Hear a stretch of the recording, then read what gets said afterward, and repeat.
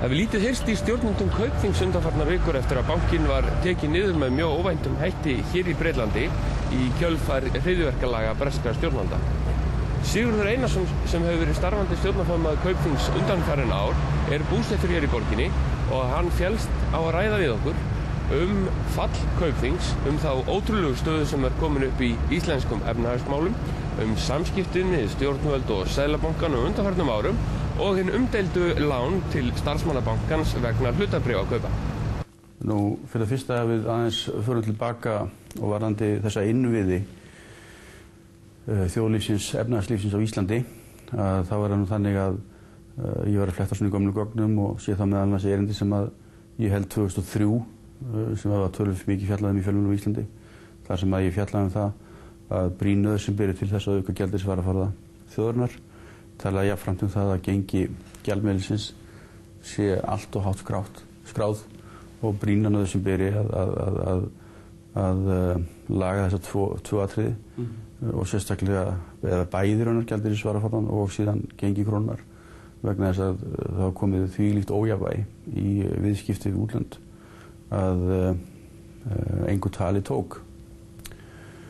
Nú, það ekkert gert í þeim málum af hálfu hins opinbera í Seðlabanka. Á sama tíma, eða svipuðum tíma, sett niður nefnd sem á fjallum það hvernig efla megi fjármálastarfsemi sem atvinnustarfsemi á Íslandi. Hvernig Ísland getur orðið alþjóðleg fjármálastarfsemi? Já, og þetta eiginlega algjört lykilatriði því að við sem vorum í þessari atvinnugrein lítum á þetta sem einmitt atvinnugrein sem var verið að byggja upp og þjóðhagslega mjög mikilvæga. Okkur verður býsna vel ágengt, bankarnir stækka og eflast, sköpum fleiri störf heldur en áður þekktust þessari atvinnugrein, miklar skatttekjur myndast og svo framvegis. Hins vegar eftir á að hyggja að þá alveg ljóst að atvinnugreinin var byggð of hratt upp og enn frekar alveg kristaltært að innviðir þjóðfélagsins voru ekki byggðir upp í sama takti og atvinnugreinin óx.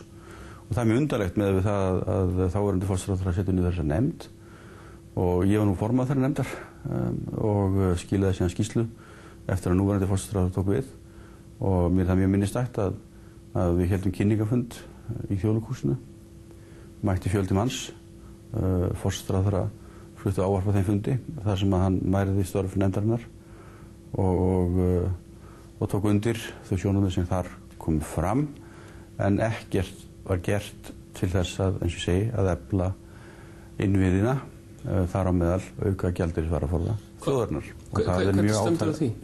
Þú að spyrja þá sem að stýra í Seðlabanka þjóðarinnar af hverju mun gjörsamlega brugðust hvað þetta varðar. Önnur spurning sem að kviknar í þessu og stjórnvöld segja núna að bankarnir hafi sem sé verið orðnir allt of stórir fyrir Ísland. Þeir segjast líka hafa komið þeim skilaboðum margoft til ykkar og beðið ykkur að minnka ykkar umsvif. Hvers vegna brugðust þið ekki við? Við vorum að reyna að bregðast við með því að draga úr vexti bankans, eins og ég sagði. Við vorum búin að draga mjög úr útlánum á Íslandi til dæmis. Þannig að við vorum að bregðast við þessu. Eftir á að hyggja má við segja að kannski eru stærstu mistökin sem við gerum að einhvern veginn í samstarfi við stjórnvöld að flytja ekki höfuðstöðvar bankans úr landi, úr myntsvæðinu. Íslensku krónan ber ekki svona starfsemi. Eftir á að hyggja aftur það algjörlega ljóst og við hefðum átt að gera það, að flytja okkur úr landi. Við hins vegar vorum alltaf að hugsa það að vorum stolt af því að byggja upp höfuðstöðvar á Íslandi í Reykjavík. Var mikið af starfsfólki sem hafði atvinnu af því að höfuðstöðvarnar voru þar. Miklar skatttekjur af þessu og svo framvegis. Þannig að eftir á að hyggja, sennilega hefðum við átt að gera þegar við vorum í viðræðunum við NIBC, hinn hollenska banka, að semja eitthvað við þá að snúa þessu við og þeir yfirtaki Kaupþing og við erum skráðir í Hollandi. Þá værum við í dag hollenska banki og engar líkur á því að bankin hefði farið í þrot eins og síðar varð raunin. Þetta eru sennilega, og aftur auðvelt að vera vitur eftir á, stærstu mistökin sem við gerum. Voruð þið komin áleiðis með það að flytja Kaupþing úr landi? Það hefur töluverður umræður átt í stað það, já. Við stjórnvöld? Nei, ekki við stjórnvöld beint, heldur innan bankans. Við höfum ráðið okkur sérfræðinga til þess að meta það hvernig best var að því staðið. en engin framkvæmd hafði orðið því miður. Þjóðnýting Glitnis segja sumir að sé það sem hafi hleypt skriðun af stað. Glitnir á í tímabundnum lausafjáraukalögum, segja þeir. Seðlabankinn sagði á móti að þeir hafi einfaldlega verið nánast komnir í þrot og það hefði ekki verið nein leið að bjarga bankanum vegna þess að hann hefði verið komin í vandræði eftir 3 mánuði eða 6 mánuði eða eitthvað slíkt. Hversu mikil áhrif hafði það á þetta og hvernig metur þú þau viðbrögð sem að stjórnvöld sýndu þar og hafðu þið einhver áhrif á þau? Þetta er náttúrulega algjört lykilatriði í því sem að síðar verður. Það er þannig að Kaupþing heldur 2 daga stjórnarfund þannig á 5. degi og 1. degi fyrir helgi og niðurstaðan af þeim stjórnarfundi er að bankinn standi mjög sterkt og við töldum reyndar að þessi erfiðleikar, þessi kreppa væri að baki hjá bankanum og mjög fín andrúmsloft og stemming á þeim fundi. Nú síðan þeim fundi lokið á föstudeginum og menn farið til síns heima og svo helgina þá verðum við þess áskynja að það er eitthvað að gerast með Glitni og við verðum þess áskynja að það standi til að þjóðnýta það með þessum hætti sem þú nefnir og okkur leist strax mjög illa að þá aðferðafræði. Nú nóttina, þar sé aðferðarnótt mánudagsins, að þá hringi ég bæði í iðnaðarráðherra og í forsætisráðherra og bið á í lengstu lög að við hafa ekki þessa aðferðafræði við þjóðnýtingu Glitnis. En þau ormi hlutu engan hljómgrunn hjá þeim. Þannig að þið voru ekki hafið með í ráðum það? Ekki á nokkurn hátt, nei. Sem stærsti banki þjóðarinnar? Nei, við vorum ekki hafið með í ráðum á nokkurn hátt hvað það varðar. Hvað sagðirðu við þá? Hvað sagðirðu að afleiðingarnir yrðu? Ég taldi að afleiðingarnir yrðu það að alþjóða fjármálamarkaðurinn myndi taka þessu alveg afspurn illa og þetta væri versta aðferðin sem að ríkissjóður gæti notað til þess að koma að bankakerfinu á Íslandi og bað þá, sem sagt, það að bíða með þetta, veita frekar Glitni tryggt lán með veðum í einhverjum eignum þó að Seðlabankinn kannski teldi þær eignir ekki samrýmast þeim reglum sem að Seðlabankinn hafði áður unnið eftir.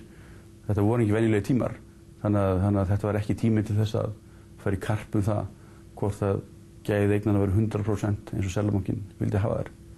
Og síðan taldi ég að Seðlabankinn og ríkisvaldið ætti að kalla hina bankana að borðinu og ættum að reyna að leysa þetta vandamál í sameiningu. Þið hefðu verið tilbúinir í það? Að sjálfsögðu. Síðan fara í hendur ótrúlegar tímar, það er lækkað lánshæfismat á ríkið í kjölfarið á þjóðnýtingu Glitnis, það er lækkað lánshæfismat allra bankana. Það er talað um að það hefjist í rauninni áhlaup á Landsbankann, kannski aðalega hér í Bretlandi út af Icesave-reikningunum. Sumir segja að það hafi slíka áhlaup á Kaupþing út af ykkar starfsemi. Landsbankinn er tekinn yfir af skilanefnd, en áfram virðist samt sem áður vera bæði skilningur ykkar og íslenskra stjórnvalda að Kaupþing geti lifað þetta af og einn daginn er meira að segja hugmyndur að þið takið yfir innlenda hluta Glitnis. Daginn eftir eru þið síðan komnir, þú og Hreiðar Már Sigurðsson forstjóri, á fund Fjármálaeftirlitsins til þess að óska eftir því að skilanefnd taki Kaupþing yfir. Hvað er það sem gerist þarna og hvers vegna gerast þessir ótrúlegu atburðir í Bretlandi? Já, þetta er alveg ótrúlega atburðarás sem að verður og maður er svona rétt að byrja átt að sjá því hvernig ósköpunum gat á þessu staðið. Það sem í mínum huga er alveg gríðarlega alvarlegt mál og vantar auðvitað svör við ennþá og engin svör hafa verið gefin við því að það hefur komið fram að í marsmánuði ár að þá var það orðið ljóst að Icesave-reikningar Landsbankans í Bretlandi gátu ekki gengið í því formi sem var útibú frá Landsbankanum, heldur það breyta því í dótturfélag. Og það hefur komið fram að Landsbankinn gat ekki flutt nægilega mikið eignum frá móðurfélaginu á Íslandi yfir til Bretlands til að standa að baki breytingu útibúinu yfir í dótturfélag. Af hverju gat hann það ekki? Já, það var bara ekki til nóg eignum til að standa bak við þessu miklu innlán sem Landsbankinn var búin að safna hér í Bretlandi.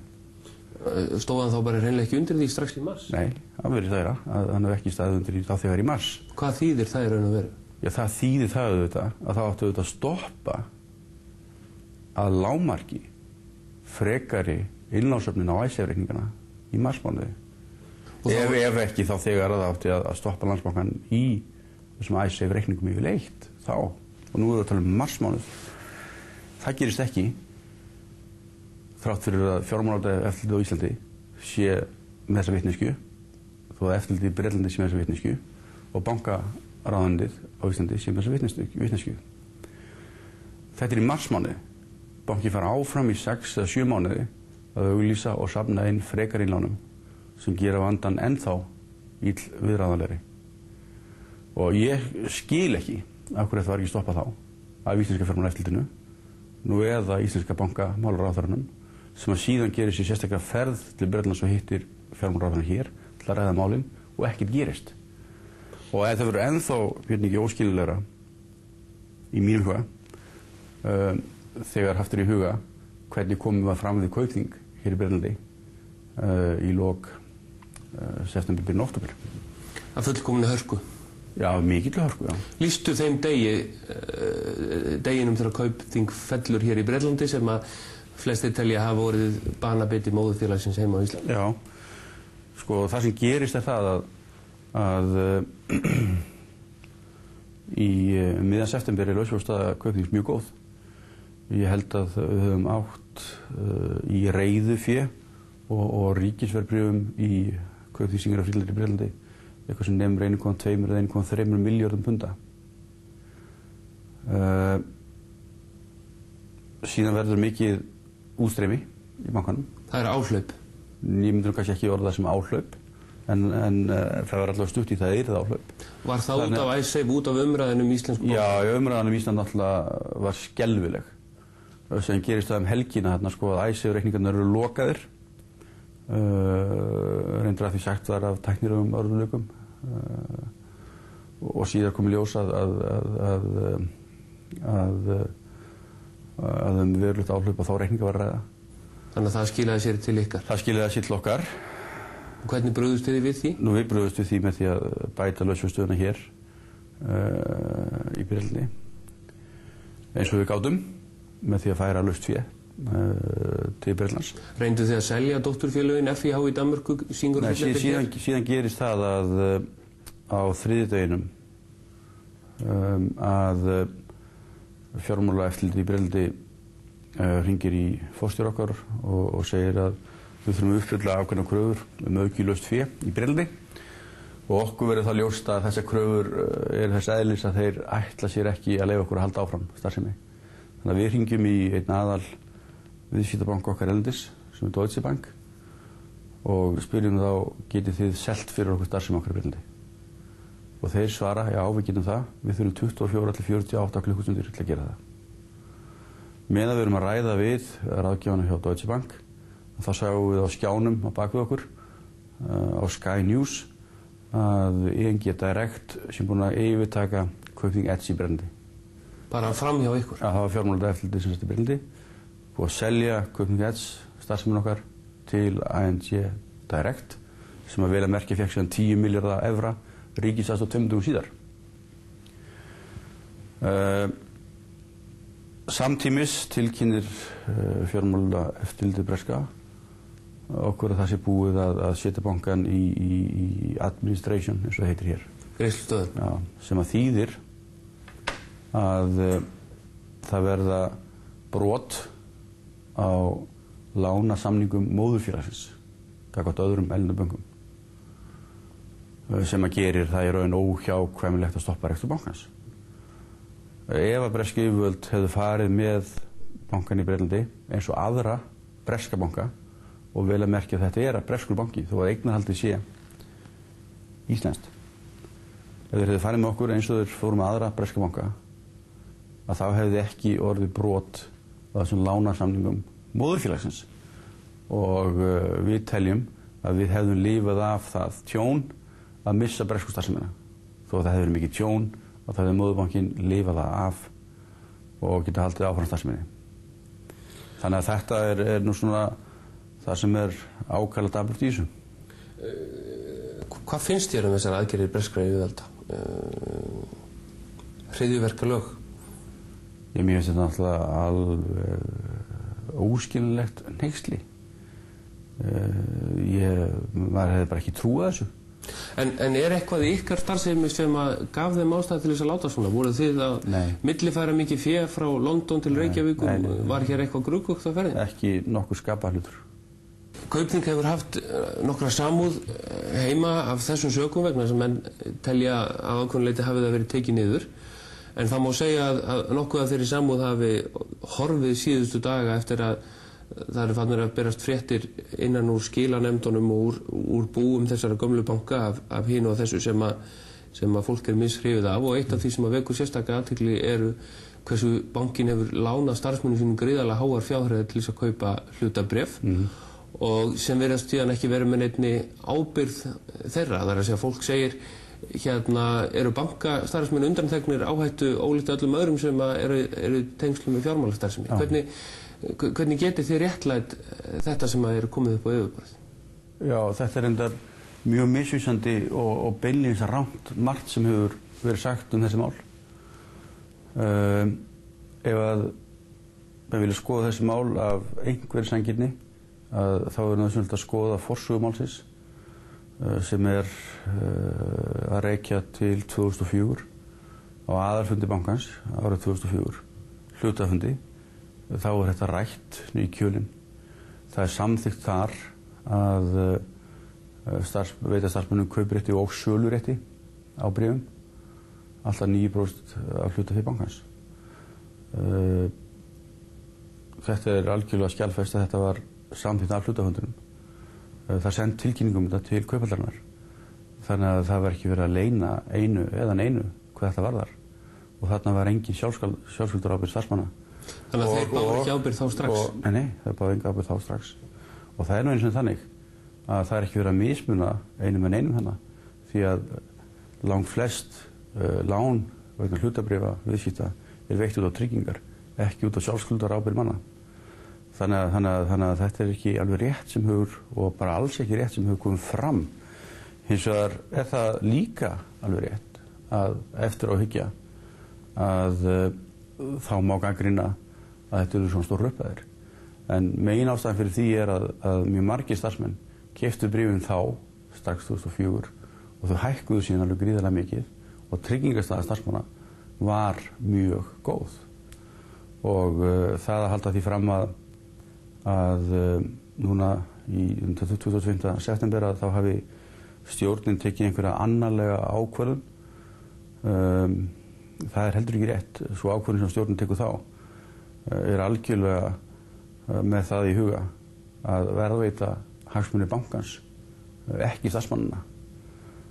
Það var tvennt í stöðunni þá, annarkvort að heimila starfsmannum bara selja sér bréf sín, og langflestir starfsmannanna þá hefðu bara komið mjög vel út úr því, með langflestir með góðan hagnað. Og eftir að hyggja hefði bara átt að gera það, þannig að menn hefði bara selt bréfin. Hefðu það ekki sett bankan í þrot? Jó, það nefnilega það sem að menn töldu, að umhverfið var svo viðkvæmt á þeim tíma, að ef það hefði gerst, að það hefði það umsvifalaust leitt til þess að bankin hefði í þrot. Þannig að menn voru, að því að menn töldu, og ég held að það sé rétt mat hjá mönnum, að gæta ýtrustu hagsmuni bankans þegar þetta var gert. Það hins vegar þannig að ákvörðunin síðan 2004 og svo ákvörðunin tilkynnt eins og reglur segja fyrir til Kauphallarinnar. Hefðu þið ekki átt að tilkynna þetta með tilkynningu til Kauphallar að þetta væri í rauninni, þessar ábyrgðir væri ekki til staðar, og má ekki velta fyrir sér hvernig stendur á því að hluta, eða semst að lán til starfsmann upp á 50 milljarða út af hlutabréfum getur orðið til þess að heill banki getur hrunið. Er það ekki, voru þið ekki taka alltaf mikla áhættu? Jú, það er það sem ég segi, sko, að eftir á hyggja má segja að það sé hárrétt að það voru mistök. Og við hefum átt að gera þetta öðruvísi. En það að halda því fram að svo ákvörðun sem að stjórn gamla Kaupþings tekur 25. september hafi ekki verið gerð með hagsmuni bankans í huga, það fær ekki staðist. Yfirmaður efnahagsbrotadeildar gefur í skyn að æðstu stjórnendur eða stjórn Kaupþings geti átt von á fangelsisdómum út af þessu máli. Hver eru þín viðbrögð við því? Ég var bara mjög hissa, ég alveg gáttaður þegar ég heyri þessi ummæli Helga Magnúsar, og ég held að þessu sagði við í einhverju fljótfærni og að hann hefði ekki skoðað forsögu þessa máls og ekki kynnt sér málið. En það er... Þess tel ég þetta tel alls ekki við hæfi að hann sé með þessar yfirlýsingar. Það er hins vegar mikil reiði og fólk upplifir, fólk að tapa vinnunni sinni, það er að tapa mjög miklum fjárhæðum, það er að lenda í vanskilum,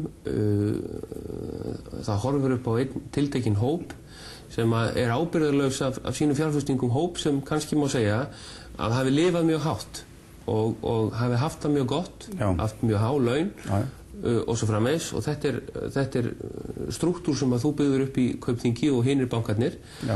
Finnst þér eðlilegt að verja þetta? Það sem ég er að segja að svo ákvörðun svo tekin var með hagsmuni bankans að leiðarljósi, og það er mjög mikilvægt að það komi fram. Þannig að í þeirri stöðu sem uppi var voru ekki aðrir kostir.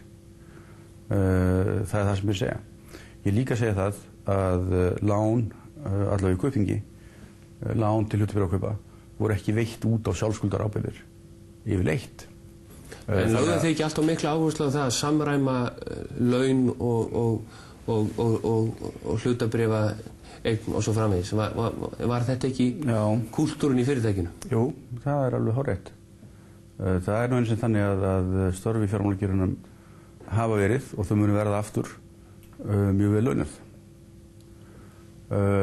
Störf hins vegar í fjármálageiranum á Íslandi voru ekki vel launuð, voru sama við laun í fjármálageiranum annars staðar.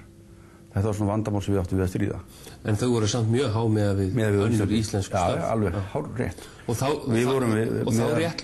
réttlættu menn þau jafnan með því að ábyrgð bankastarfsemanna væri mikil. Og nú segja menn, hver er ábyrgðin úr því að þeir tapa einhver fé á þessu? Jú, þeir tapa náttúrulega verulegu fé. Það er náttúrulega augljóst. Eiginfjárstaða þessa fólks var mjög góð og flestra mjög góð með þessi 25. september þegar þessi ákvörðun er tekin.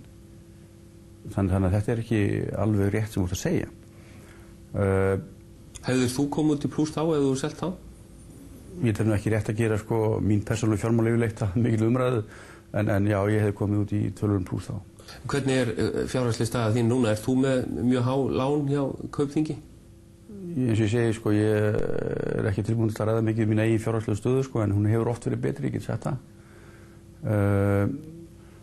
Öll mín bréf í Kaupþingi voru á mínu nafni.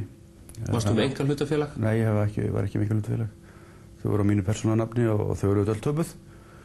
Hvað varðar mína aðrar veraldlegar eignir, þær eru bara mjög óljósar og staðan er mjög óljós hvað það varðar í dag og kemur vonandi bara ljós eftir næstunni hvernig það fer. Hafðir þú selt bréfi í Kaupþingi? Nei, ég hefði aldrei, frekar heldur en aðrir æðstu stjórnendur bankans, selt eitt einasta bréf í Kaupþingi. Skilurðu reiði fólks yfir ástandinu heima? Já, ég skil afskaplega vel reiði fólks og þetta er náttúrulega mjög slæmt ástand sem að orðið er heima. Hins vegar held ég að menn eigi að varast það að fara út í þann leik sem núna virðist verið í gangi og í mínum huga augljós að hinir ýmsu aðilar reyna að leka upplýsingum til þess að beina athyglinni kannski frá hinum stóru málum. Það er að leka upplýsingar úr einhvern skilanefndum, úr viðskiptaráðuneytinu, úr fjármálaeftirlitinu, upplýsingar að því virðist með það markmiði að beina umræðinu frá þessum aðilum. Ábyrgð þeirra? Já, ábyrgð þeirra. En ég hins vegar ætlaði mér ekki að fara að taka þátt í þessum leik og ætlaði mér til dæmis aldrei það að fara í einhver svona viðtöl svona snemma eins og það er núna því að það er mikið moldfyrir í gangi, mjög mikil óvissa, það er margt óljóst og ég hafði hugsað mér að bíða en það sem gerist núna varðandi þessi starfsmála Kaupþings og sú umræða er algjörlega út úr kortinu og manni sárnar það náttúrulega gríðarlega þegar sá hópur sem hefur byggt upp frábært fyrirtæki eins og Kaupþing var verður fyrir aðkasti fyrir að vinna hjá fyrirtækinu ættingjar þess makar verður fyrir aðkasti vegna þess að einhvern veginn tengdur vinnur í þessum gera að það er náttúrulega má ekki viðgangast og menn verða aðeins að gæta að sér hvað menn segja í því efni í því umhverfi sem nú er. Það er talað að örfáum dögum fyrir hrun Kaupþings hafi 100 milljarðar að vera millifærðir á einhverja leynilega reikninga. Hvað var að gerast þarna? Það kannast ég bara ekki við. Hvernig stendur á því að svona fullyrðingar eru settar fram? Það er mér algjörlega hugulín ráðgáta. Í gegnum árin hefur verið núningur á milli ákveðina fyrirtækja, skulum við segja, og stjórnvalda, kannski sérstaklega myndi maður þá segja Davíðs Oddssonar, formanns bankastjórnar Seðlabankans, sem þar áður var forsætisráðherra og síðar utanríkisráðherra. Kaupþing hefur eitt af þeim fyrirtækjum og það var stundum gengið sögur. Hvernig stendur á þessu? Hvers vegna hefur þessi núningur verið? Hafið þið ekki náð saman eða hvernig hafið þið unnið ykkur inn þessa óvild, ef svo má segja? Já, það er kannski von og spyrir. Það var alltaf maður vill það, en það er alveg ljóst að það hefur verið mikil óvild í garð Kaupþings alveg frá 1997-1998 þegar fjárfestingarbanki atvinnulífsins er seldur. Nú síðan náttúrulega bara er svo óvild viðvarandi allar götur síðan. Hvað voru að gera? Voru það að lána röngum aðilum? Hvað voru að gera? Ég vil ekki svona beint leiða líkur af því af hverju það er. En það er ljóst að þetta er málið. Hvernig upplifðu þið þetta andstreymi? Það er náttúrulega mjög óvenjulegt og óþægilegt að reka stærsta fyrirtæki landsins, stærsta banka landsins og vera og hafa þá tilfinningunni að það sé beitt öllum bröðum til þess að koma höggi á mann og sú ráðagjöf komið frá æðstu valdamanni þjóðarinnar. Það er mjög sérkennileg stað að vera í. Er það tilfinning að hefur eitthvað fyrir þér í því? Já, ég hef ýmislegt fyrir mér í því og það er líka minn tilfinning. Nú og síðan náttúrulega verður frægt atvik út af kaupréttarsamningum á sínum tíma. Mín kaupréttarsamningum og forstjóra fyrirtækisins sem að talið var að væru mikið óhóf sem að menn geta andað léttar yfir núna því að þeir peningar koma aldrei til útgreiðslu og var engin hagnaður af þeim því að við seldum aldrei neinn bréf, við erum að halda því til að haga. En Davíð fór í bankann og tók út pening? Og tekur út pening og maðurinn er forsætisráðherra þá og síðan þegar viðkomandi hættir sem forsætisráðherra þá er hann gerður að formanni bankastjórnar Seðlabankans og okkur fannst það alltaf mjög sérkennilegar ástöðunum líka. Hvernig voru samskiptin við hann þar? Er það rétt sem að ég hef heimildir fyrir því að ykkur hafi lent illilega saman þér og Davíð Oddsssyni á fundi Alþjóðagjaldeyrissjóðsins í Washington í fyrra? Já, úr því þú spyrir þá var það rétt, já. Okkur lenti illilega saman þar. Samskiptin annars yfirleitt, það var bara verið á kurteislegum nótum, sko, en mjög lítil. Og samskipti yfirstjórnar bankans og Seðlabankans snar minnkuðu eftir að hann var Seðlabankastjóri. Þau minnkuðu? Já. Hvað gerðist í Washington? Snerist deilan ósk ykkar að skrá hlutafé í evrum? Það kom meðal annars umræði, já. Og hvað sagði Davíð Oddsson við þig þá? Ég hef ekki miklu löngu til að vera að vitna í svona samtölu en það fóru mjög óþægileg orð. Hótaði hann því að taka ykkur niður? Já, hann gerir það. Það er rétt að þau var fjallu og mér var mjög brugðið við þau ummæli. Hver voru þín viðbrögð þegar þér var ljóst að formaður bankastjórnarinnar væri að hugsa á þessum nótum ykkur? Já, eins og segi, mér var mjög brugðið og ég ræddi þetta við mínu nánustu samstarfsmenn. Þið hættuð við að skrá hlutafé í evrum, var það út af þessu meðal annars? Það er út af því að það mætti mikil andstöðu hjá Seðlabankanum. Telur svo andstæða hafi verið á faglegum grunni byggð eða? Algjörlega, nei, alls ekki. Mjög misráðnum rökum byggð. Væri staða Kaupþings önnur ef að þetta hefði fengist í gegn? Það er ekki hægt að útiloka það að hann hefði verið önnur, já. En það er eins og þannig að þetta varð ekki og það var nú ekki beint út af þessum borðum sem þarna fjallu. En það hefur verið þau vissulega hluti af þeirra ákvörðun okkar að draga þessu umsókn til baka. En jafnframt það þannig að við vorum kallaðir ítrekað á fund í fjármálaráðuneytinu og beðnir að draga til baka. Og við gerðum það vegna þess að við töldum ekki við hæfi eins og umhverfið var þá að stærsti banki þjóðarinnar væri í einhvers konar átökum við Seðlabanka þjóðarinnar og hugsanlega fjármálaráðuneyti líka. Hvað sagði fjármálaráðherra, af hverju vildi hann þið dragið þetta tilbaka? Að þetta væri ekki hægt eða óþægilegt eða pólitískt vont eða pólitískt vont? Já, hann sagði það að hann vildi síður þurfa að úrskurða þessu máli og hvort að við ekki myndum sjá það okkur og draga tilbaka. Það talaði að íslenska útrásin hafi verið fjármögnum meira og minna af íslensku bönkunum.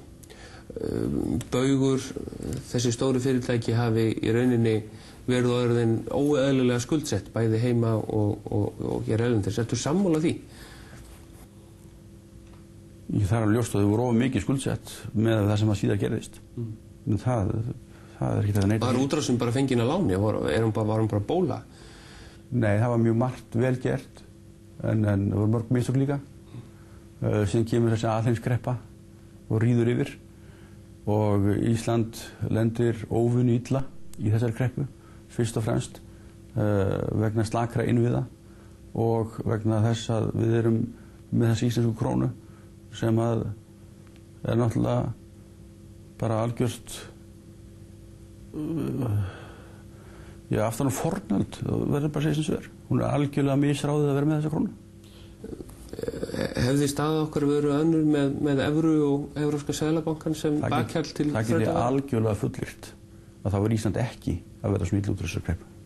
En nú er samt talað að hvert ríki sé fyrst og fremst að hugsa sig, en við varum þá laus við sveiflur gjaldmiðilsins eða hvað? Við varum algjörlega laus við sveiflur gjaldmiðilsins og það er alveg ljóst að ef að Kaupþing hefði haft einhvers konar bakhjall eins og Evrópska seðlabankann að það hefði þetta aldrei gerst. Meginatriði í þessu er auðvitað það að menn eru alltaf seint úti að reyna að gera eitthvað. Mér er kunnugt að Seðlabanki Íslands stóð til boða mjög stór fjármögnun bara nokkrum vikum áður en hrun íslenska bankakerfisins á sér stað og menn vildi ekki taka það lán vegna þess að menn töldu kjörun og há. Var það bandaríski bankinn JP Morgan? Hann var einn af þeim aðilum, já. Hvaða kjör var verið að tala um þá? Já, mér var sagt að í upphafi ársins hefði verið að tala um 170 púnta yfir svo kallar millibankavexti. Upp á hvaða fjárhæð? Það var nefnt, svo talaði um 3 til 5 miljardar dollara. Þannig sem við hefum getað fengið þá? Já. Áttir þú samskipti við stjórnvöld síðustu mánuðina þar sem að þessi mögulega staða var rædd vegna þess að það er einhverjar óljósar fréttir um það að strax í sumar hafa verið mennfaðir að undirbúa þessi neyðarlög sem nú hafa verið sett og svo framvegis? Já. Já, við áttum samskipti við stjórnvöld. Við meðal annars að ég skrifaði forsætisráðherra bréf í apríl sem við sendum afritendur á Seðlabankastjóra líka. Þar sem að ég varaði við svona því sem ég kallaði svikalogni sem að þá virtist vera. Og í kjölfarið var kallaður á fund hjá bæði forsætisráðherra og síðan Seðlabankastjóra. Þar sem ég ítrykkaði þessar áhyggjur mínar. Og það var vissilega hlustað en ekki gert. Ekkert gert? Ekki það sem eftir síðan best veit. Nú og síðan hvað var það þessi neyðarlög svo nefnir sko að það er mjög sérkennilegt þegar mann hafi verið að byrja að skrifa þau í sumar og hafi ekki borið þau undir eða spurt eða nefnt neitt slíkt við stærsta banka landsins. En finnur þú ekki hjá þér ábyrgð? Finnst þér þú ekki bera nokkra sök á því hvernig komið þér fyrir okkur? Jú, ég tek á mikla ábyrgð á því að Kaupþing hafi farið í þrot og tek það mjög nærri mér og finnst það, ég segi þingrent tárum taki sko, að allt þetta fólk sem búið að byggja upp þetta frábæra fyrirtæki í 15-20 ár verði nú fyrir þessari reynslu og sérstaklega eins og ég sagði áðan að ættingjar og vinir þessa fólks verði fyrir aðkasti vegna þessa. Finnst þú að hafa brugðist? Já, sjálfsögðu hef ég brugðist. Þér finnst líka aðrir hafa brugðist? Já, ég ætla ekki mikið þetta er svo margir samverkandi þættir. En það sem lykilatriði í þessu, við töldum okkur vera undirbúna fyrir þetta, við töldum okkur vera í mjög sterkri stöðu sem fer í gang atburðarás, þar sem við ráðum ekki við eitt í neitt. Og auðvitað leiði það til þess að mann finnst mann að brugðist. Við höfum átt að undirbúa okkur ennþá betur. Sigurður Einarsson, þakka þér kærlega fyrir. Takk fyrir.